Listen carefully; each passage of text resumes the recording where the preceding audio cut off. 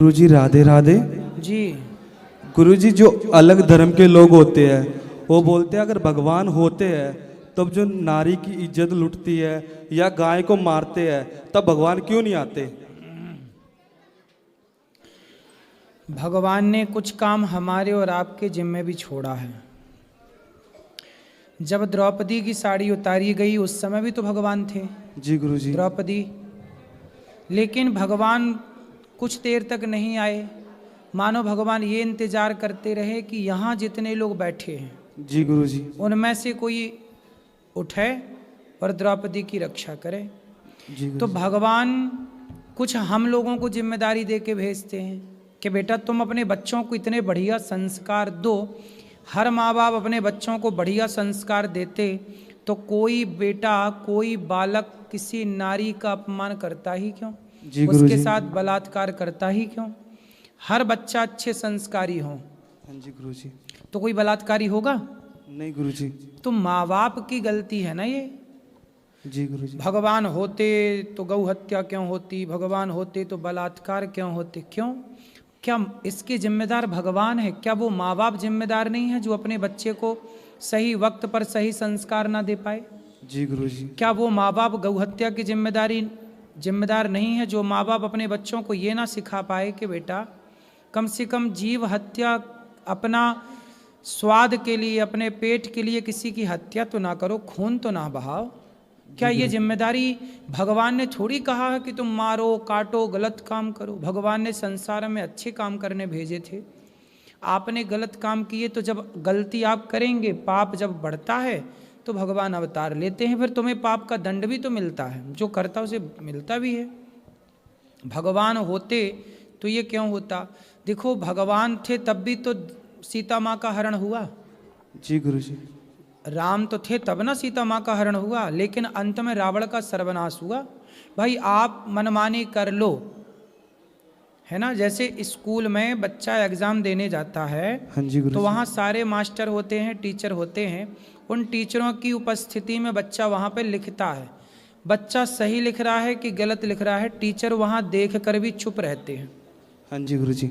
उन्हें पता है कि आप एग्ज़ाम कॉपी में सही लिख रहे हैं कि गलत लिख रहे हैं, लेकिन वो चुप रहते हैं। लेकिन वही टीचर बाद में परिणाम निकालता है कि आप पास हो गए कि फेल हो गए। हाँ जी गुरुजी। उसी प्रकार जब संसार में पाप होता है तो भगवान चुपचाप देखते हैं। उसी तरह जैसे बच्चा गलत लिख रहा है या सही लिख रहा है, वहाँ टीचर एग्ज़ाम के टाइम देख रहा है, परिणाम बाद में आएगा। उसी तरह जब आप कर्म करते हैं तो भगवान आपके कर्मों को देखता है और फिर आपके कर्मों के अकॉर्डिंग समय आने पर आपके कर्मों का फल देता है, अच्छा या बुरा।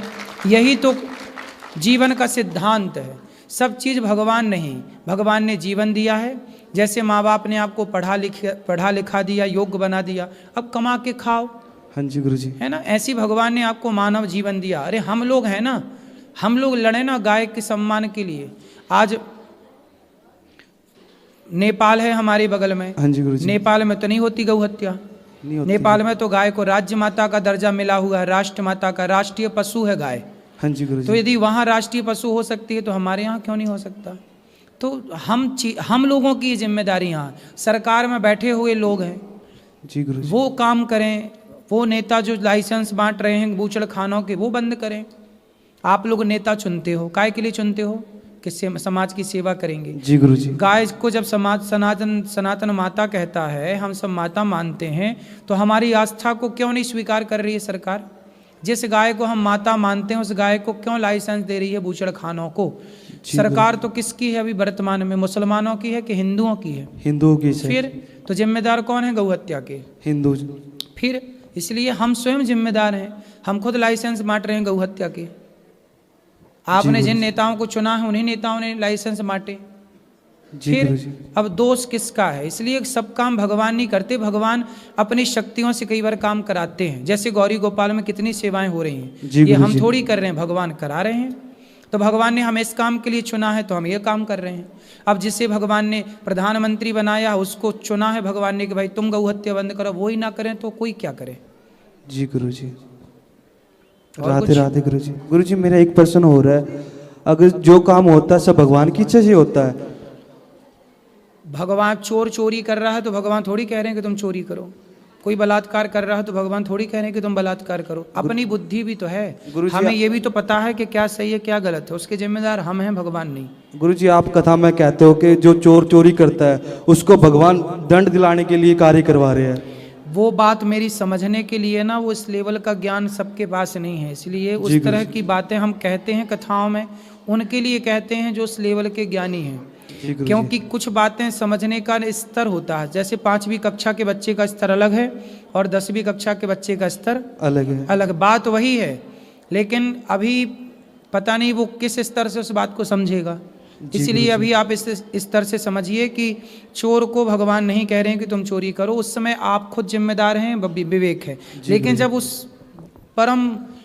उस परम ज्ञान को प्राप्त कर लेगा तब ये समझ में आता है कि सब भगवान की मर्जी से हो रहा है, सब ईश्वर का खेल है। इसलिए वो सब एक चरम सीमा है आनंद की और भक्ति की, उसके लेवल के भी समझदार यहाँ विद्यार्थियों की कमी है, ऐसे विद्यार्थियों की। इसलिए वैसी बातें कभी कभी हम करते भी इसलिए हैं कि शायद आप इन बातों को भी जानें। जी गुरुजी, राधे राधे गुरुजी। प्रणाम गुरुजी। खुश रहिए। गुरुजी, ये हमारी मम्मी है, हम इनके साथ हैं, ये घर पर हमेशा आपकी कथा सुनती है।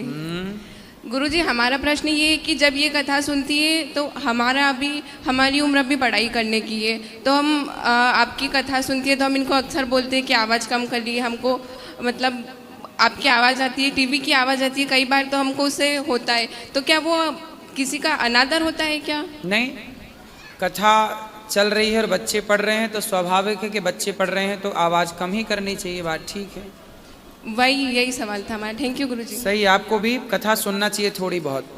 ठीक है। सुनते हैं? नहीं गुरुजी, अभी मतलब जैसे कई बच्चे नीट की तैयारी करते, जेईई की तैयारी करते, तो उनको अपना पूरा दिन पढ़ाई में व्यस्त करना पड़ता है, पूरा दिन उसी में निकालना पड़ता है।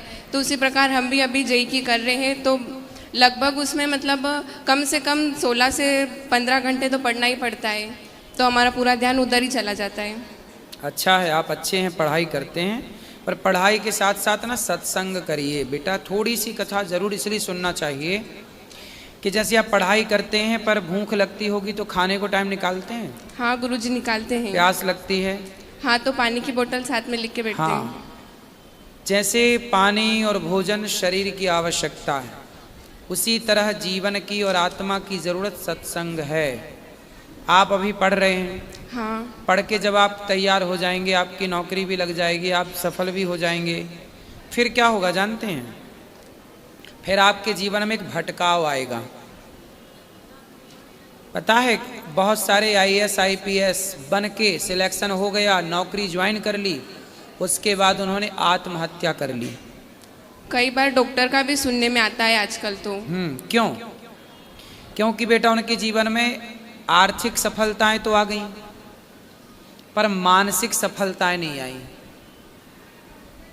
जब तक आप आध्यात्म से नहीं जुड़ते तब तक आपका मनोबल मजबूत नहीं होता। तो गुरुजी, क्या मतलब दिन में कभी भी 15 से 20 मिनट अगर हम शांति से भगवान का नाम ले तो वो क्या हमारे लिए काफ़ी होता है? नाम लेना अलग विषय है, सत्संग करना अलग विषय है। सत्संग करेंगे तो नाम लेने में मन लगेगा, सत्संग नहीं तो नाम लेने में मन नहीं। या फिर आप सत्संग नहीं करते तो आप रामचरितमानस पढ़ना स्टार्ट करिए, ठीक है?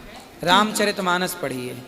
यदि आप पढ़ते हैं गीता, रामायण, रामचरितमानस इत्यादि, तो फिर आप ठीक हैं, ठीक है? यदि आप सत्संग से नहीं जुड़े, गीता भागवत से नहीं जुड़े, तो निश्चित आप सफल होकर के कल उदास ही होंगे, क्योंकि जीवन में सब कुछ होने के बाद भी आज व्यक्ति तनाव में है, उदास है, परेशान है। क्यों? जब सफलता आ ही गई तो उदासी क्यों? सर गुरुजी, वो मानसिकता, क्यों? मानसिकता की वजह से। क्यों ऐसा मन बना? सत्संग ना करने का ये दुष्प्रभाव है। इसलिए सत्संग थोड़ी ही, 1 घड़ी आधे घड़ी करना चाहिए, इससे आपका मन बिल्कुल ठीक होता चलेगा और जब आप सफल होंगे तो आप प्रसन्न होंगे, ना कि तनाव में। जब आपके जीवन में संकट आएगा तो आप अच्छे निर्णय ले सकते हैं। जो सत्संग से नहीं जुड़ा वो गलत निर्णय ले लेता है। धन्यवाद गुरुजी।